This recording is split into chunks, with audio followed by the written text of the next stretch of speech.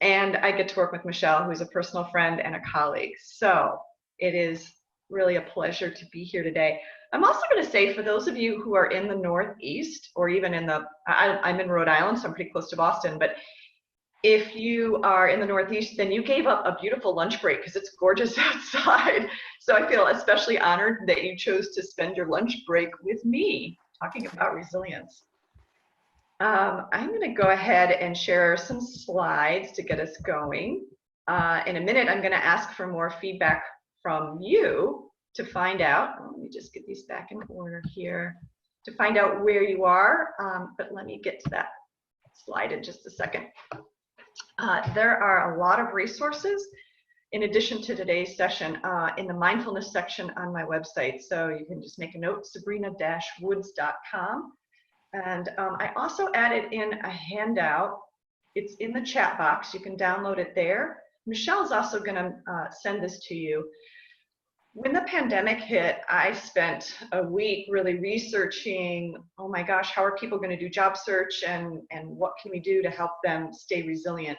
So this is a 4-page handout with, it's not very pretty. I didn't spend time formatting it, but there's a load of resources in there, both for job search and for how to handle your well-being, which is a big part of what today is all about. But you'll get that later on. Looks like my screen share just dropped. Sorry. I'm stealing it from me. That was my fault. That's okay, don't worry. All right, because this is about mindfulness, positive psychology, neuroscience, we're gonna go right into an actual exercise. My invitation to you is to we're gonna do guided 3 breaths, really simple, but actually pretty powerful. So I'm going to invite you to uncross your legs and put both feet firmly on the ground and actually feel your feet. Notice your toes and your heels and the balls of your feet so that you can kind of really, literally ground yourself, feel that.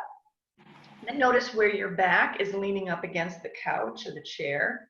Notice your sit bones, your glutes. Allow your back to be upright but and open, for your chest to be open, but not stiff. You don't want to be up here either. We want to just upright, open posture. Then the invitation is going to be to take an inhale that's 4 counts long, and then hold, and then an exhale for 4 counts.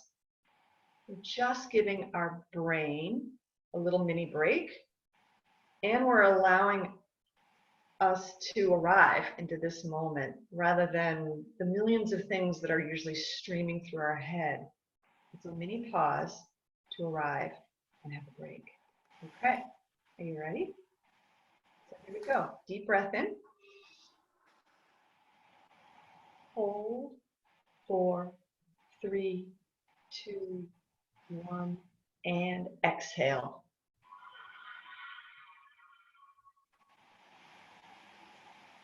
Another deep breath in. Hold. 4, 3, 2, 1, and exhale.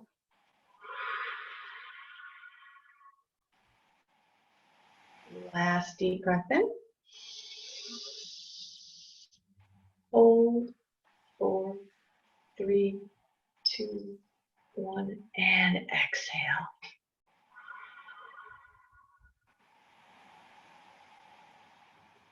And just take a couple of breaths at any pace you wish. Just noticing that inhale and that exhale. And thoughts will wander. And just bring it back to the breath gently.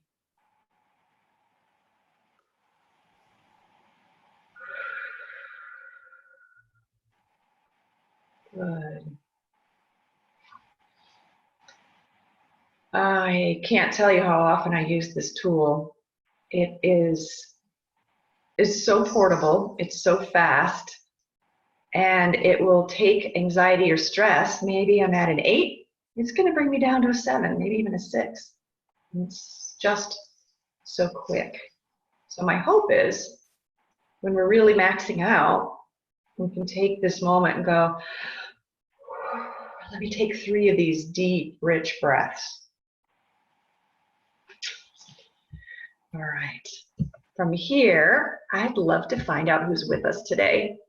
I'm also going to invite you, if you wish, to turn your video on. We can look at gallery view while we add into the chat box first name, current location.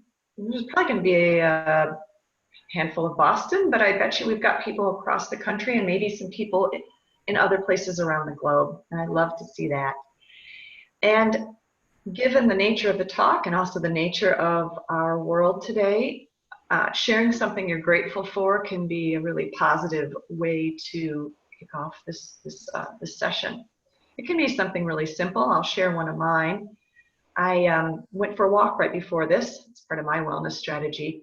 And I loved both the irises that were already open and the ones that are to be. And it was just interesting to walk around my neighborhood and see, some are already beautifully opened and others are going to be open in the next day or two. So I was mindfully walking through my neighborhood and really taking in the color. And irises are one of my favorites. So you can add in, again, your first name, your current location, and what you're grateful for into the chat box. Sabrina, shall I just read some of these out as they come in? I would love it. So we've got Christine in Switzerland, and Amanda in Chicago is grateful for virtual chats with friends.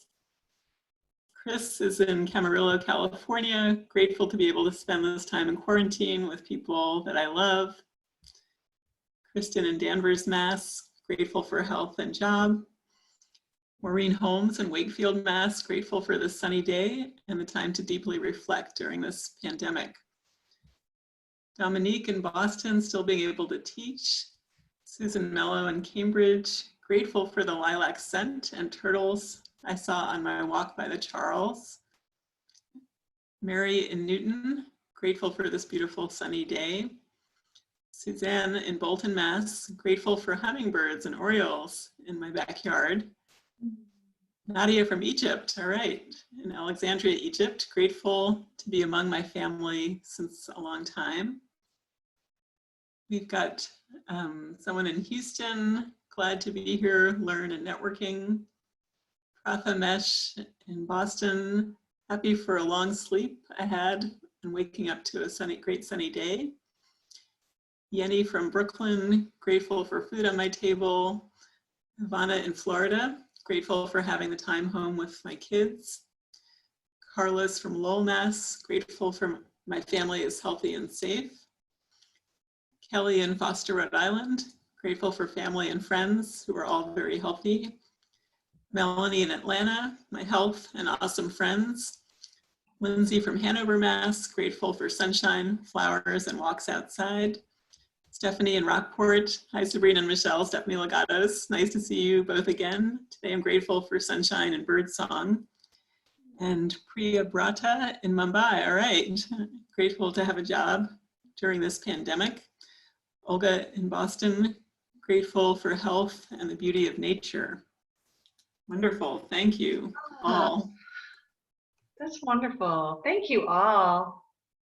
We shift our energy and the feel of this when we connect over what we're grateful for, and we're a big group in that, and we're a global group. This is so exciting to know that we get to come together from different places around the globe as well as local. Yeah, thank you, thank you. All right. So I'm going to go, I'll just say one more time, later on, we're going to do even some more chat things. And when we do the chat things, if you decide to turn your video on, you get to see your fellow alums. We're all from the same community. But right now I'll go back to screen share and back to the PowerPoint. So let me hit that button, bring ourselves back in there. I'll just rearrange my screen a little bit. So let me tell you what today's workshop's about. It's really about stress is one of our topics. But more than that, we're going to be talking about mindfulness-based tools. And we're going to be talking about a little bit of positive psychology, which has nothing to do with puppies, but don't they make you smile? And smiling is definitely a good thing to do. No, positive psychology is way more than just smiling, but again, especially that little guy with the polka dots up there in the upper left-hand corner, it just, it was fun for me to pull that slide together. The other topic for today is neuroscience, including our brain and our nervous system. So with all of that, let me actually ask you a quick question. I'm going to put up a poll, and you'll see polls at the bottom of your screen. This statistic's 5 or 6 years old, but I want to ask you, so stress has a negative impact on my personal and professional life. What percentage of Americans said this was true 5 or 6 years ago? What do you think? And we'll just put this poll up and have you guys weigh in. What percentage of Americans said this was true in 2014? Stress has a negative impact on my personal and professional life.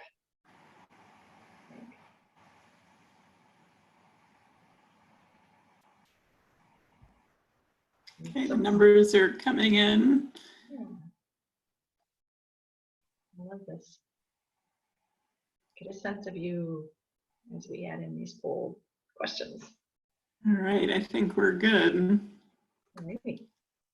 So look at that. Should I? Okay, yeah. I couldn't remember if Michelle was going to handle these. Oh, Go ahead, Michelle. I'll let you speak. Oh, okay. We have 15% that said 12%, 29% said 33%, and 48% said 55%. Well, other way around, but that's okay. 55% said the 48, but don't worry. Okay. Yeah. So this is obviously a statistic that's a few years old, but you are right about, oh, these share results didn't get shown this way visually. Okay, and then stop. Okay. So the other stat that's on here is, wow, I'm often under stress at work. 30% of people said this. Now, if we polled people today, I think these numbers would be double what they are right here listed because of this current situation, both with our health and fears and with our economic concerns. It's just this double whammy. So let me tell you what we're going to cover today. I want to share with you a little bit of my backstory. Why am I even teaching this topic? I'm a career coach. I want to find out what your stressors are, tell you a little bit about how stress affects our mind, our body, and our emotions, share some mindfulness and some positive psychology, a visualization tool, a decision-making tool, because we may have some really hard decisions to make coming up in the next few months. And we'll close really briefly with creating a wellness strategy, which is highlighted on my handout. So I won't be covering that very much because I've got a whole handout on it. But that's our roadmap. So let me first tell you the backstory. My sort of mindfulness journey and interest in positive psychology and all of this started when I was a graduate student. I did my undergrad at Northeastern in business, and then I made this massive switch to holistic counseling. And after my degree in holistic counseling, I came to Northeastern as a career coach and got to work with students and alumni for all those years, 14, 16, whatever it was years. And even in my sessions, I started adding in some of these holistic approaches and mindfulness practices to counseling sessions. Other career counselors got interested, so I started presenting them at regional conferences. Then 2016 hit, and it was an extremely challenging year. There were multiple health issues that I faced, including 2 trips to the ER, actually in the same month, for 2 different life-threatening, related but 2 different life-threatening issues. 1 month medical leave, 2 car accidents that had nothing to do with the health issues, but one of them totaled my car. Is this possible that you can have all this? All while I was going through a reorg and a job loss. So as you can only imagine, I was under chronic and perpetual stress for these. It was a 6-month period, really, or maybe even more like 7. But it was very stressful, very high stress for a long period of time. Now, when I came out of this stressful period, one of the things that I realized was that my coping came from my positive psychology and my mindfulness. In fact, an insight timer, when I was done with my sort of health crises, I had about 40 of my favorite meditations booked on Insight Timer. So I really used that tool a lot to get through. Now I'm sort of inspired to teach broader audiences, not just people that are job seekers and not just one-on-one in my coaching. Now, of course, I bring in wellness strategies for everyone that I coach with. I coach people mainly through transitions, career changes, which are stressful. And so I add these tools there. But I love that I get a chance to teach this to my fellow Northeastern Huskies today. It's really special for me to be here. So, empty a wine bottle. Hey, that's pretty easy. Empty your mind. No clue, right? But let's actually define this together. We're going to open up the chat again, and I would like to have you share any words that come to mind when you hear this. There's loads of different definitions. There's loads of words that mindfulness kind of brings up for us. Take a moment. What do you think when you hear that word? Phrases pop.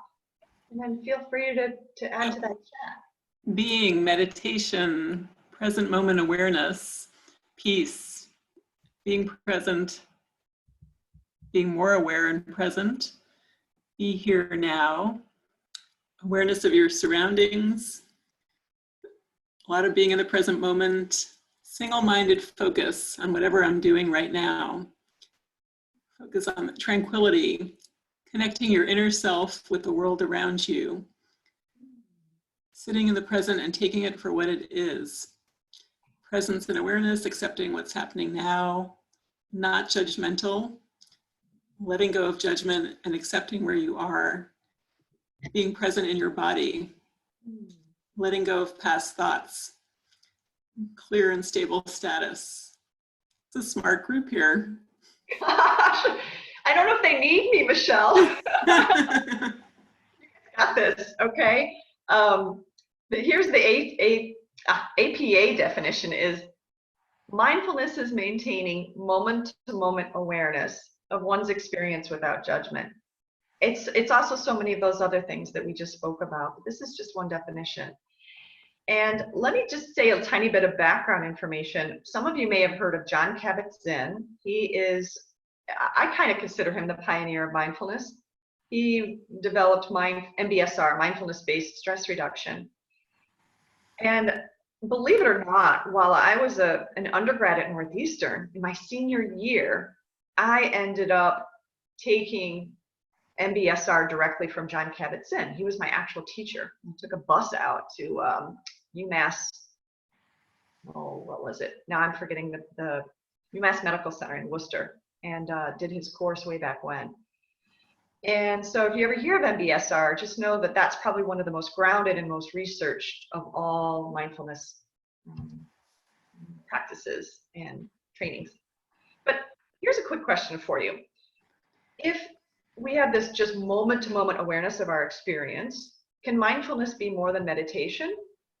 What else? Because not everybody wants to sit down and meditate. It's just even me. I teach mindfulness, and I do go on silent retreats twice a year for a weekend. It kind of is my reset button.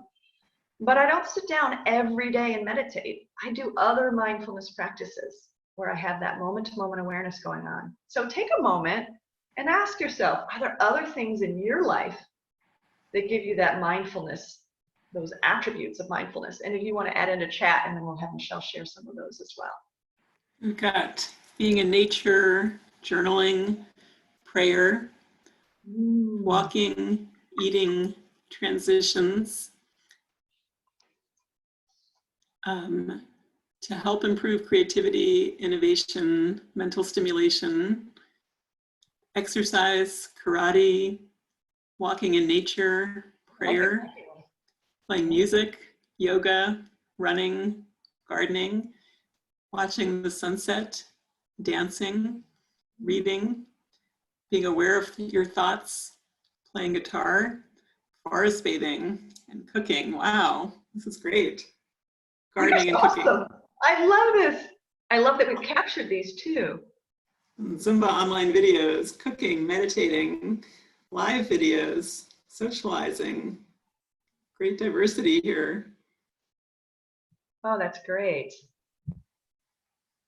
So many ones that I heard make me smile, and I just wanted to throw up a couple that have been in my practice. When I was at Northeastern, I was a little bit of a stressy student. I was a little overdriven and caught up in academics, but I was rock climbing back then with New Hawk. I don't know if you guys, if you were in New Hawk, write down New Hawk. It's the Northeastern University Hiking and Outdoors Club. And when I look back on it, I go, rock climbing probably saved my sanity, because all I could do was one hand focus, one foot. It was so mindful. I blocked out all the stressies about the academics in the College of Business and the other things that were going on with me. So I just think, wow, there's so many ways beyond meditation. It's wonderful that we can recognize these practices as giving us that same brain break, which we're going to go into a lot more. So, some people say, why should I practice mindfulness? I don't want to sit for an hour. What's the point to do nothing? Well, there's so much more to it, right? But let's talk a little bit about some of the benefits. I'm going to start with anecdotal. A friend of mine went through cancer treatments, and she already had a meditation practice. And what she said to me when she came out of her chemo and her radiation was that her meditation practice helped immeasurably beyond what I can even explain. So there's just one story of how the power of mindfulness to bring down stress was very impactful for her. Let's talk some of the science, though. There's countless studies. There's just amazing numbers of studies where they also do brain scans to see, for example, this brain scan picture talks about is of the hippocampus. And it showed gray matter increasing in the hippocampus. So you have things like strengthens immune function, increases positive emotions, decreases negative emotions. And then you have these other things that are going on. The hippocampus is responsible for memory and learning. And so when you're doing mindfulness practices, you're actually enhancing your abilities for memory and learning. It also helps us with our attention and our focus when we do a mindfulness type of practice, and even gives us more empathy for others. Beyond these health benefits and brain benefits, there's been research into and articles, loads of articles about how it can help us in the workplace. One I liked a lot, and you will get a copy of the PowerPoint slides from me in an email after the session, and all the videos I'm going to mention and all of these articles are hyperlinked, so you can have some deeper dive if you want to. This article about CEOs had 3 themes: building resilience, enhances creativity, and helps me with that attention or focus. So CEOs are even using meditation and mindfulness practices. And what I'm going to say now is, let's shift gears and look at your own life with this sort of understanding about mindfulness. And I want to actually have you think about what is challenging for you right now. Are you feeling worried about health or job search or doing online classes, if that's what you're up to? So what are your stressors? Can you think about those and actually take a second, if you're comfortable, and add them into the chat box? I'm going to say that there's a couple of things that are putting me on alert. Health of my parents, they're on the upswing, but they had both had COVID-19. Dad's finally coming through that. I'm worried for people's job losses. I don't like feeling out of control. Too many things happening at once, and insomnia. So these are things that are hard for me personally. And I'd love to just give you this moment to share what's on your list, if you feel comfortable doing so. I'll just give you a moment to think first, what's hard right now? And then Michelle will we'll be quiet for a minute so you can actually think, what's the big ones and what are some of the small ones? You might say, gosh, here's one of my worries. Or I'm disappointed that I can't plan anything. I don't even know if I'll have a summer vacation. I feel my life's been hijacked. might not just be finances and job loss and sadness or grief. It could be these other things.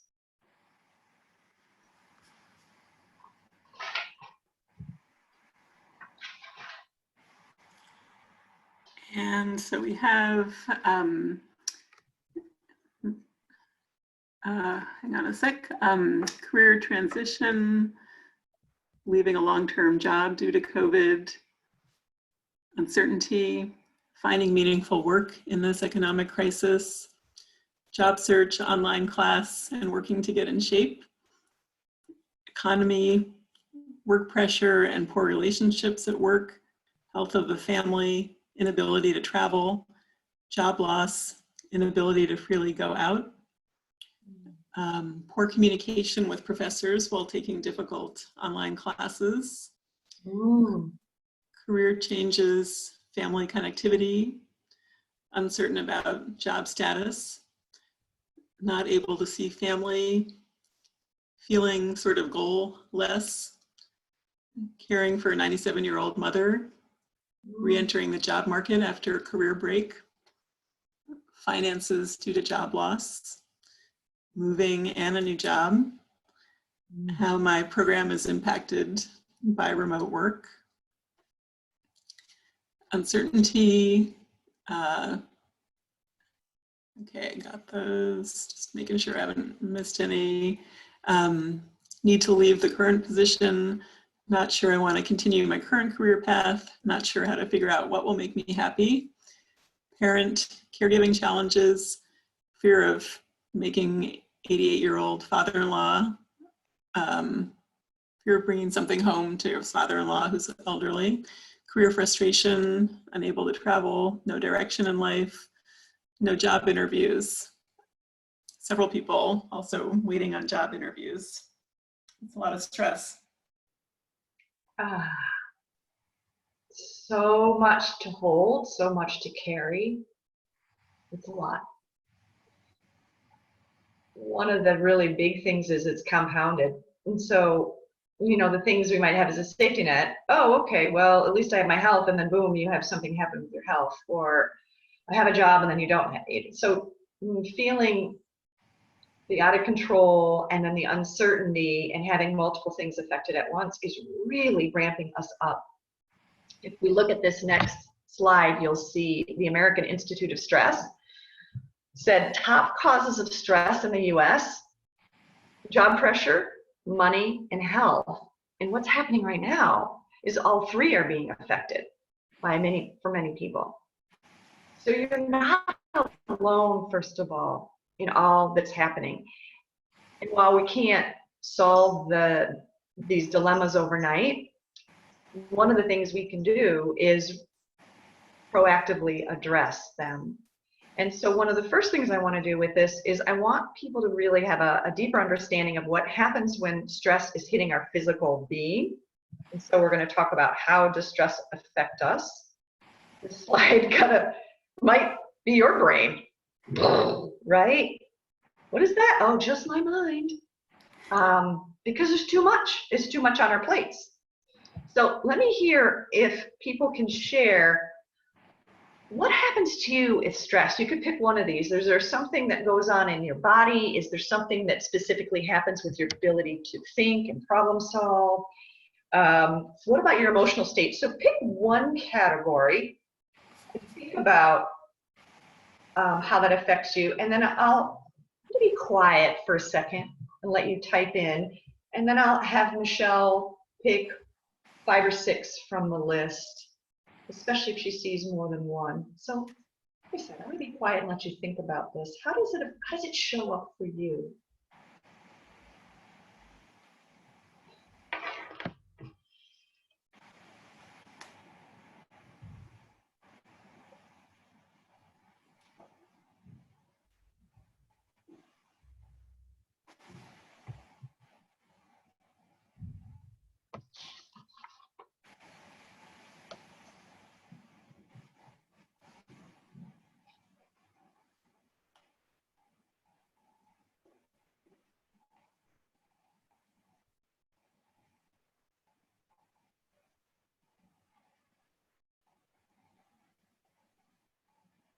Michelle, after you have a chance to scan some of them, I'll let you. Yes.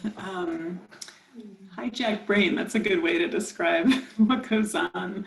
Definitely a lot of things around sleep, poor sleep, oversleeping, physical symptoms, migraines, chest, blood pressure, eating and digestion, overeating, too much caffeine and sugar, tightness of chest and breathing, emotions, apathy, anger, impact on relationships, depression, trouble focusing. Yeah. So you're not alone as you list those. And when we look here, the slide is a little pixelated or what have you, but it's one of my favorite for very quickly collecting some of these. So in our bodies, we may have these headaches. I get it right up here. How many people like, oh my God, if I could just have a little massage every day, holds it right, my pressure right here. Fatigue, breathlessness. In our emotions, we can be, I've described myself as highly irritable, where small things set me off, and so not quite as grounded as I'd like to be. And then you can have things that range from loss of confidence to depression. For our behaviors, I think a lot of us are having sleep issues. I am having sleep issues. I also have a mild concussion right now, so that's not helping things at all. Coming out of it, but it's been rough. And in our minds, I'm going to go into a minute about a little deeper into the neuroscience, but our prefrontal cortex shrinks, and so we see fewer options. So we have an impaired judgment. Decision making can be very challenging. We can be more negative and be focused on the worry, the rumination. So there's a lot going on. Now let's take it one step further and talk about those stress hormones. When we go into that fight or flight, the adrenaline and the cortisol are shooting out, and here's what they're doing to our body. They're increasing our heart rate. They're decreasing blood that goes to our intestines, so you can have those issues, because intestinal issues, which I had in 2016, not even knowing. I didn't know that was stress related. So all of these different things are happening when those stress hormones are releasing. And chronic stress, here's what happens when it comes to our brain. I'm only going to talk about 3 brain parts, and I'm going to link a video for you to watch later. It's 4 or 5 minutes long that really helped me understand it. Prefrontal cortex, this is where we're making those decisions. This is where we're problem solving. And as I said earlier, the cells, you're actually shrinking your prefrontal cortex. So you're putting yourself at a disability when you don't address your stress, right? Amygdala, this is our fear center. This is where we trigger that fight or flight. It's called the sympathetic nervous system. And so we want our amygdala to be on alert, but we don't want it to be firing constantly. The last brain part, I already mentioned a little bit way in the beginning, is the hippocampus. This is where your memory and emotional responses take place. So over time, with chronic stress, your hippocampus is actually not regrowing those cells. It's growing fewer cells than it would be if it wasn't under stress. So what this could mean to you, I don't know if you've noticed this, but I've totally noticed it, where I'm like freaking out that I've got early Alzheimer's because I can't remember things when I'm stressed out. And this is normal. And it will come back when you get out of that chronic stress. Under time, or over time rather, it can then lead to depression. So you think, well, I'm just stressed about my job search.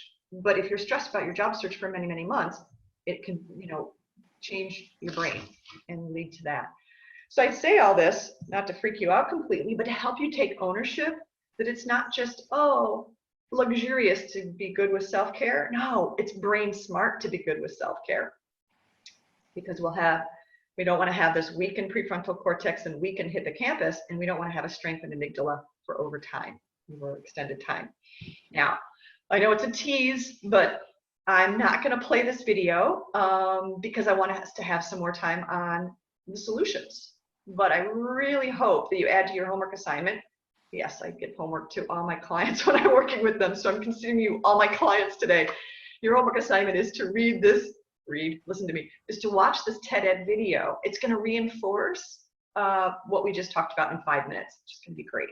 So let's shift gears and have you actually think for a moment, what are your own tools? Close your eyes, take a breath.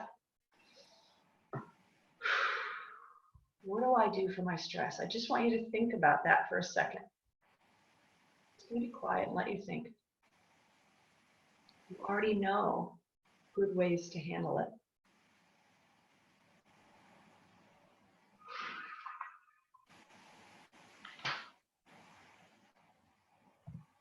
I'm going to give you another 30 seconds, and you maybe jot these down on a piece of paper. We're not putting them into the chat box. We're just mental note or a piece of paper.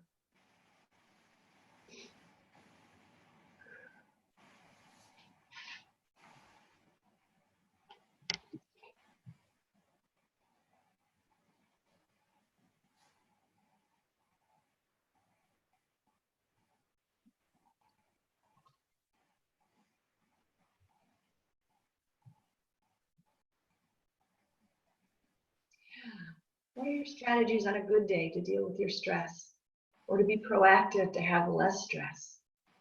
Think of all the things you do. Think 5 years ago, what did you do? Sometimes we forget.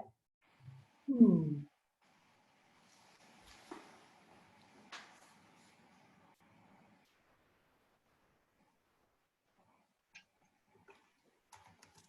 right. What we're going to do now is play a little bit. I say play, experiment. Michelle is new to doing breakout rooms, and I've done 1 or 2, but we'd love to have you have an opportunity to talk to each other. So what we're going to invite you to do is to turn on videos and turn on your sound in just a second. And Michelle is going to place you into a breakout room, and we're going to give you 3 or 4 minutes. What you'll do in the breakout room is you'll say first name, 1 phrase for what you do. You can either choose industry or job title, so it's quick. And then you can share your couple of ideas with others. So it'll be like, Sabrina, career coach. And then I'll share my 3 or 4 ideas. I would love it if one person in the group was willing to add to the chat box after our 3 or 4 minutes some highlights from what your group said. Are you game? Hopefully, thumbs up. So again, let us know if there's problems, but we're hoping to be able to put you in groups of 5 or 4 to 6, and you get to know some other alums, and maybe you'll even decide to connect with them on LinkedIn or chat with them on another day for a little informational interview. So Michelle, how's it looking? All right. So how about 6 groups and we said 5 minutes? Yeah, we'll spend like 4 minutes, and then we'll bring you back. Or we're okay. You can do 5 minutes. All right, let's do it. Awesome.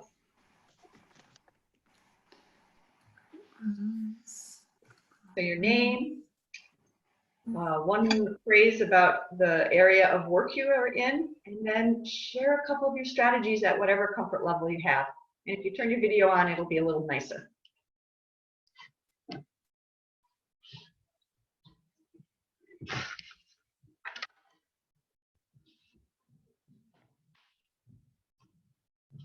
And I'm going to set the timer for you, Michelle. Okay, great.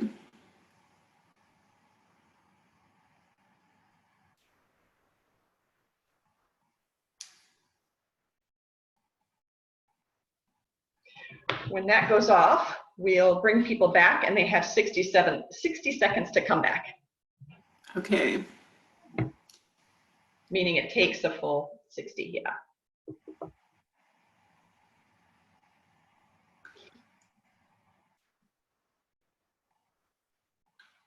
Did it look like most people went?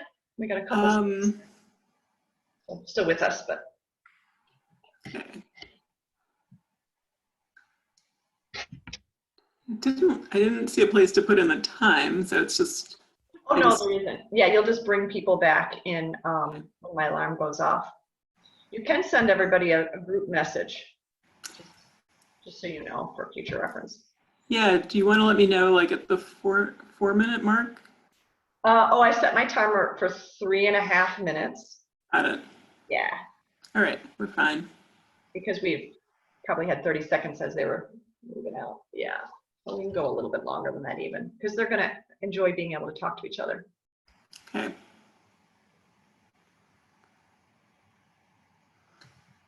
Looks like we have one group that's 5, 4, 4. It looks like one group only might have ended up with 2 people, but not everybody, it says not everybody joined.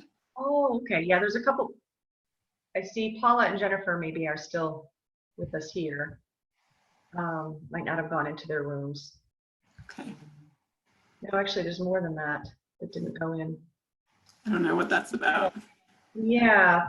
Did everybody, let's see, enter into the chat box for us if you're still in here and it didn't work to go into your room.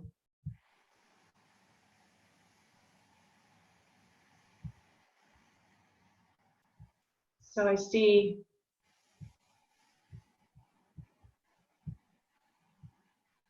see like 12 people that didn't go in. Okay. I don't know. Why? If you guys can hear us, can you type into the chat box if there was a problem going into the rooms, the breakouts?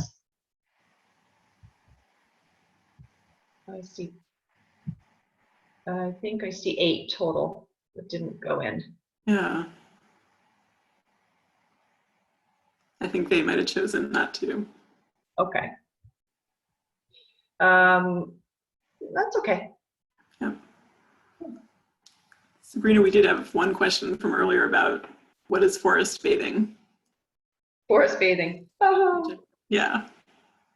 Yeah, I can try and answer that one when we come back, but I don't have full definition, but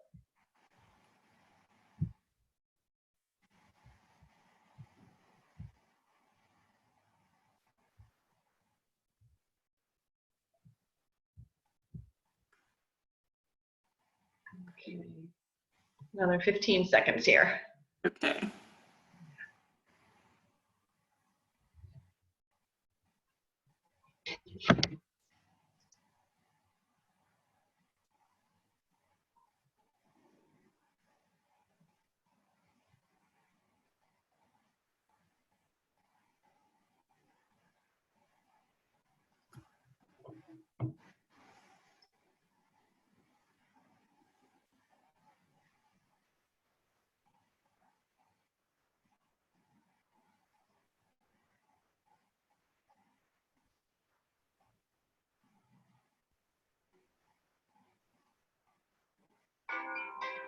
Okay. Bringing them back. Yep. And again, it will take them 60 seconds. Okay. Back. Some will come back right away, but it gives a nice 60 seconds to give people like a warning that it's. I like that. Yeah, I've received the broadcast once also, so that's a good feature. And I'm going to stop sharing my screen for a minute so that people can go gallery view. If people feel like coming back in with video on, they can see each other as you share these out. Give people a few minutes to get back in. That's great. So fun to see your faces for those of you that have video on. I appreciate it. Makes me feel a little more connected.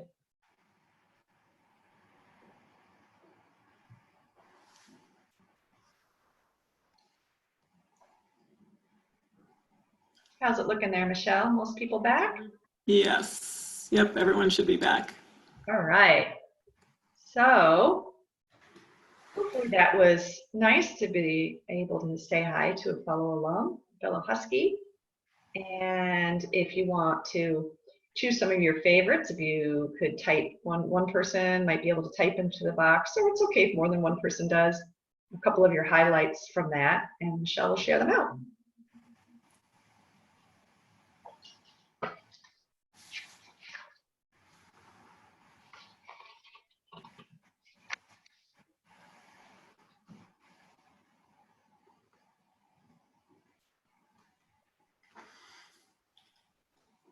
Okay, walking, changing scenery if possible, listening to music and singing along, playing poker, exercising, podcasts, gardening, heavy journaling.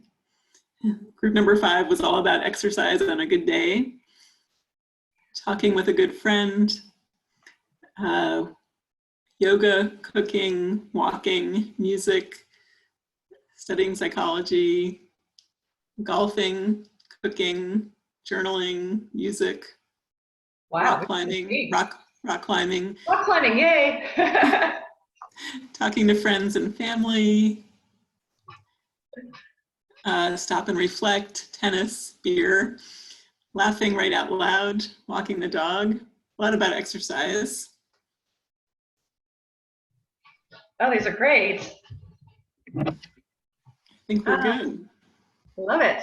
Thank you. Let me go back into sharing screen, back into PowerPoint land. So my premise is that acknowledgement is that first step, and then recognizing that everyone is dealing with heightened stress at this time. So just kind of by acknowledging it, then we can start to build our resilience and have a plan for how we're going to deal with the stress head on. So you have stolen probably 75% of the answers to my top 10. So I guess one of the messages is that you know this stuff, but we need to put it into place. We need to actually be really committed to alleviating that stress, and mindfulness and positive psychology are some resources, but let's just dive into some of these and reiterate what many of you have already said. Insight Timer happens to be one of my favorite resources for guided meditations. On that handout, on page 4 of the handout, I have my favorite for dealing with anxiety. So when my anxiety heightens, I have this go-to person, Glenn Harold. I think it's called Mindfulness for Anxiety. It's on that handout. The other thing I want to say is my buddy Russ on LinkedIn mentioned that Headspace is free right now for 1 year for people that are unemployed. So cool. I don't know what it normally costs, but I've heard great things about that tool. So you could look up Headspace and find out if you're unemployed that you can have it for free. Sometimes I don't want to sit down and do a meditation or even do a walk, but those 3 deep breaths, those 3 deep breaths are super powerful. What's happening was when we breathe in a deep breath, we're sending a signal to our brain that we're safe. So it's like, that's what you're doing. I'm safe. Several people said this, call a friend, and being vulnerable not only lowers our stress, but it also strengthens our bond with that person. Loads of people talked about getting outside, going for a walk is so calming. And I'll add in walking meditation. So I go out, I get my wellness strategy is I get movement twice a day. So it might be 2 walks, a walk in yoga, a walk in a cardio, but my commitment is 2 movement moments a day. When I do walking meditation, sometimes it's just paying attention to my feet hitting the pavement or the grass. So you just bring your attention right to your foot. I'm pretending this is the sidewalk, this is my foot. But the other sensory things you could do is you could pay attention to what do you see? Flowers are a beautiful thing. How many colors can you notice? What do you smell? Or what do you hear? Do I hear cars? Do I hear children playing? Do I hear birds? That really allows you to have that mindfulness, that moment-to-moment awareness of what's going on. So it's a powerful thing for me that you can do. 5 minutes, you can go out and do a 5-minute walking meditation, come back and feel that reset button. Okay, something that causes a lot of stress is interviews and presentations. The night before, you might choose to take some deep breaths and actually visualize yourself in that interview. Imagine a person looking at you and nodding and smiling. Imagine your answers to those typical interview questions, running it through in your mind the night before. And if you want some reinforcement for visualization, watch this New York Times video about how Olympic athletes use it. It's not just woo-woo, it's real. And before I came on to this session today, I was doing a short walking meditation in my living room. You don't need much. You can do 10 feet, 12 feet. And I was imagining being calm and relaxed, delivering this presentation to you. So I love this tool. Everybody, loads of people mentioned exercise. That cardio, release those endorphins. On that handout, you've got some resources if you can't leave your apartment and you don't have any weights or anything. There's a YMCA thing there. I'm big on taking mini breaks. Don't sit for more than 30 minutes or 60 minutes. It's not good for us. Smile is on here because I came across a cool study from, let's see, the University of Kansas worked with 169 college students on this study. What they did is they used chopsticks for some of the students. If you're looking at my video, when a chopstick is in your mouth this way, it forces a person to smile. They took half these undergrads and put chopsticks in their mouth, and the other half didn't, and put them through a stressful activity. What happened was, those with the chopsticks that were mimicking a smile had lower heart rates during the stressful activity, which is an indicator of lower stress. Fascinating. So, comedy, telling bad jokes or listening to jokes. I've been listening to stand-up comedy at night. Just what can you do to get that smile? That humor is so helpful. Then we have activate your senses. Loads of people talk about that. Lavender is one of my favorites. It does have calming effects. And gratitude. Another great way to reduce our stress is to ask, what are you grateful for? Lots of different ways to record it. I like to call it MMs because I love chocolate. So I call it meaningful moments or memorable moments, and they can be really simple. And I share them with a friend via text. Well, we were MMs today, or my husband might be making soup, it might be going for a road trip, it might be going to a game, might be noticing nature. So can we take in the good, these small moments that can help us build our resilience? So we're not going to take this chat box moment, but I hope that you will think for a minute, what did I hear from others? What did I hear right here? And you can look at the PDF afterwards and say, what can I do to add in some tools that will allow me to build my resilience while I'm in this job search, or while I have tough decisions to make, etc. So we start with this awareness because we can take action to be more mindful and reduce our stress. The last thing that I want to share, except for the wellness strategy at the very end, is a decision-making tool. Some of you are going to have some really hard decisions to make. And so let's just say you have to decide, do I want to go back to school now? Do I want to downsize to a different apartment? Or you've got a job offer. Do I want this job offer? Is this really going to be a good position for me? What this tool does is it actually gives you more clarity on what's most important to you. It's very personalized and it's based on values. Here's how it works. I created this tool myself, and it got created with somebody named Lily. I did this kind of on the spot with her about probably 12 years ago, or 10, and I've been using it ever since. Let's just talk about her. So she had a job from Teach for America. This is a true story, working in Chicago.